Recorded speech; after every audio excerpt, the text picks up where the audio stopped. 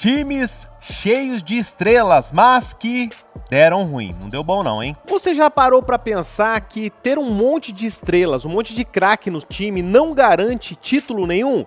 Às vezes tem elenco milionário, time favorito nas apostas, todo mundo fala, ninguém vai segurar esse time, entreguem as taças. Só que não é assim que termina o campeonato. Hoje eu vou te mostrar vários casos de times, verdadeiras seleções, que pareciam imbatíveis, mas acabaram virando motivo de grande decepção. E a gente começa com o caso da seleção brasileira. Talvez este seja o caso mais clássico de todos os tempos de um grande time, de um grande favorito que perdeu. De quem a gente tá falando? Da seleção brasileira do ano de 2006, da Copa do Mundo da Alemanha. O talento que dormiu em campo. Depois do Penta de 2002, o Brasil era praticamente o dono do futebol mundial. Ronaldinho Gaúcho no auge, Kaká voando, Ronaldo ainda com a fama de fenômeno. Adriano estava arrebentando também. E uma defesa com jogadores experientes, como por exemplo o Cafu, Roberto Carlos, o zagueiro Lúcio. Era tipo o elenco que todo mundo dizia, não tem pra ninguém. Mas o que aconteceu? Alguns jogadores chegaram fora de forma, outros se recuperando de lesão e o time parecia acomodado. A confiança era tanta que parecia que o título viria de forma automática. E se você se lembrar bem, no ano de 2004 o Brasil, praticamente com o time todo reserva, ganhou a Copa América da Argentina. Lembra que o Tevez segurou lá no escanteio e tal, a Argentina estava ganhando, depois o Brasil empatou com o gol do Adriano e venceu nos pênaltis. Depois, em 2005, também sem todas as estrelas, o Brasil ganhou de novo da Argentina, lá na Copa das Confederações, na Alemanha, um torneio que estava preparando para o Mundial. Chegou em 2006 como o time a ser batido. Era a grande seleção do mundo. O futebol brasileiro era o futebol arte, considerado o melhor futebol do mundo, ia ganhar. Aí vieram as quartas de final da Copa da Alemanha, Brasil e França. O jogo estava equilibrado até que o Zinedine Zidane cobrou uma falta com precisão e o Thierry Henry, a gente nunca vai esquecer esse nome, ele estava livre ali, até tinha uma conversa que o Roberto Carlos tinha que marcar ele, que estava arrumando o meião, esqueceu e tal, enfim. O Brasil tentou reagir, mas nada funcionou. Ronaldinho Gaúcho estava apagado naquele jogo, o ataque estava travado, time sem instabilidade. Foi um choque para muita gente, porque depois que acabou o jogo, a galera do Brasil parecia não acreditar no que havia acontecido. Sem dúvida alguma, essa seleção nos proporcionou uma das maiores decepções de todos os tempos, porque a expectativa era muito grande, então entra em primeiro na lista. Agora a gente vai falar de um time do Brasil, o Flamengo de 1995. Era o centenário que o Flamengo estava se preparando para dar espetáculo. No ano de 95, o Flamengo estava completando 100 anos e quis comemorar em grande estilo. A diretoria decidiu montar um timaço. Só vou falar o ataque aqui para vocês terem uma ideia de como o time realmente era bom no papel. Romário, Sávio e Edmundo. Tinha até uma musiquinha, né, que o melhor ataque do mundo, Romário, Sávio e Edmundo, a torcida cantava, nos jornais, tudo estampado assim, que o Flamengo tinha o melhor ataque do mundo naquele ano, Romário, Sávio e Edmundo. Teve festa, helicóptero, fogos, torcida enlouquecida, o clima era de título certo, todo mundo achava, o Flamengo vai papar tudo, não vai dar graça pra ninguém. Mas dentro de campo, o buraco era mais embaixo. Problemas no vestiário, brigas de ego, trocas de técnico e muita pressão.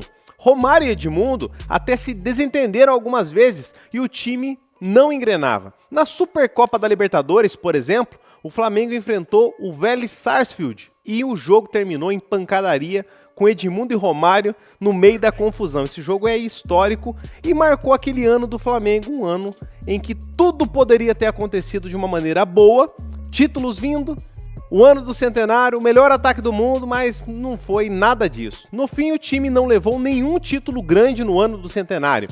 Um dos elencos mais caros e badalados da época e de toda a história do futebol brasileiro, que virou símbolo de frustração também. Agora a gente vai para o ano de 2005. Na verdade, vamos voltar um pouquinho. Final do ano de 2004, quando o Corinthians anuncia parceria com a MSI. E aí já começa a trazer grandes nomes, grandes jogadores E os torcedores adversários naquele momento falavam assim: ferrou, velho, acabou, não vai ter graça pra ninguém, o Corinthians vai levar tudo e vai ser...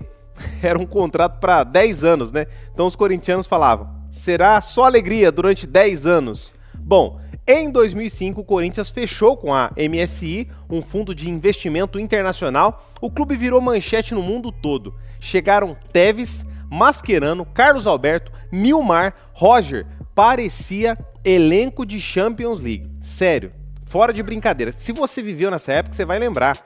Todo dia parece que tinha notícia de jogador bom, de craque, chegando no Corinthians. O principal deles, com certeza, era o Carlitos Tevez, que já era titular da seleção argentina, jogava no Boca Juniors, a maior estrela do futebol sul-americano, chegando pro Corinthians, a maior contratação de todos os tempos, e realmente o cara jogava muita bola. E até começou bem, viu? O time foi campeão brasileiro em 2005, com o Tevez jogando demais.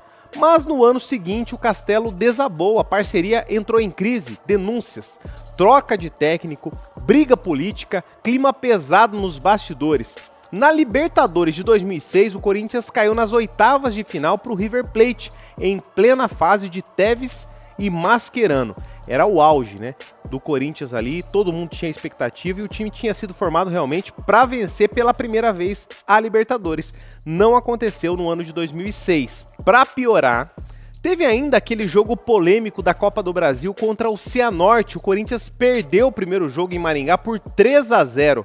Time do Cianorte, um time sem divisão nacional, um time do interior do Paraná, que foi jogar contra essa tropa estelar, contra todos esses jogadores aí que eu citei, e o Corinthians perdeu o jogo. Foi um desastre realmente contra o time paranaense. Depois, claro que o Corinthians venceu no Pacaembu e acabou se classificando, mas essa derrota ficou marcada, né? O grande elenco, o todo-poderoso Corinthians acabou perdendo para um timinho do Campeonato Paranaense. O resultado final foi um elenco milionário, mas sem direção e sem paz nos bastidores.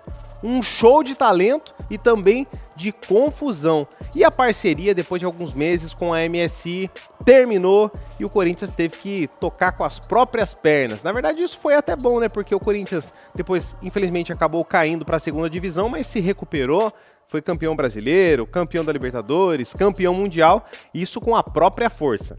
E já que nós falamos do todo-poderoso Corinthians, vamos falar do Verdão, do Palmeiras?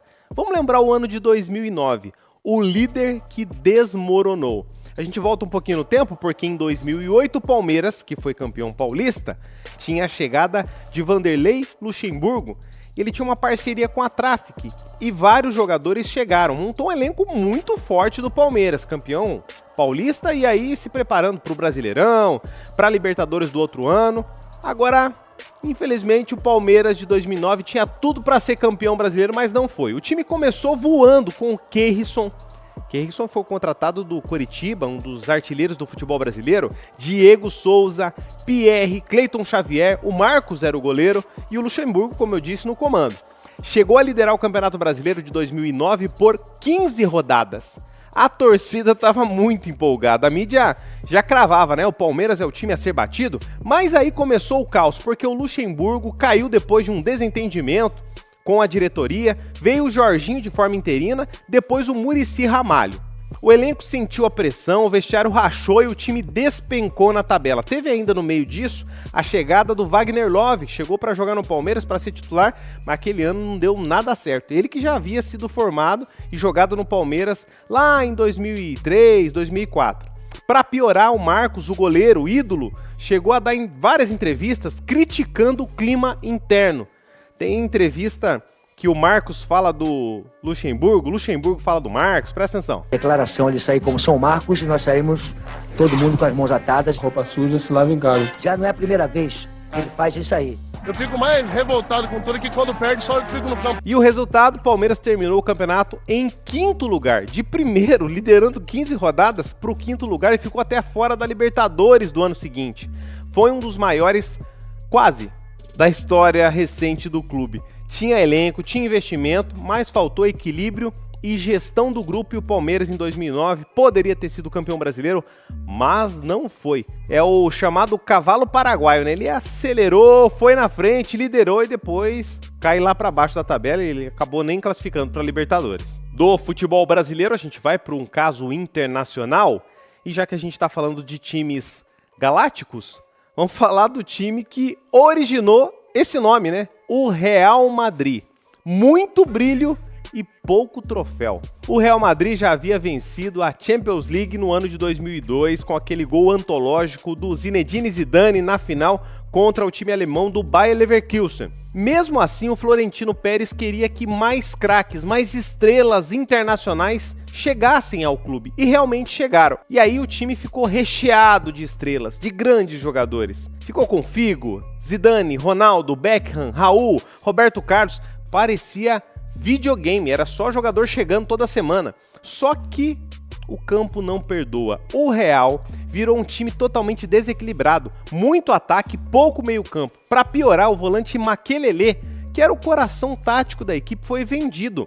E o time nunca mais teve a mesma consistência. Entre 2003 e 2006, o Real gastou rios de dinheiro. Trocou de técnico várias vezes. O Luxemburgo, inclusive, foi levado do Santos para dirigir o Real Madrid, ficou pouco tempo, depois voltou, mas nesse tempo o Real Madrid não ganhou nenhuma Champions. O detalhe é que o clube só voltou a levantar a orelhuda 12 anos depois, em 2014, com o Ancelotti e o Cristiano Ronaldo, você lembra, né? Foi a famosa La Décima. Os galácticos venderam camisa, lotaram estádios, mas provaram que a fama não ganha título. Às vezes o elenco é tão cheio de craque que o coletivo acaba perdendo. Você se lembra de mais algum time galáctico, alguma seleção preparada para ser vitoriosa, algum time que iria ganhar tudo, que todo mundo estava com aquela expectativa, mas não venceu?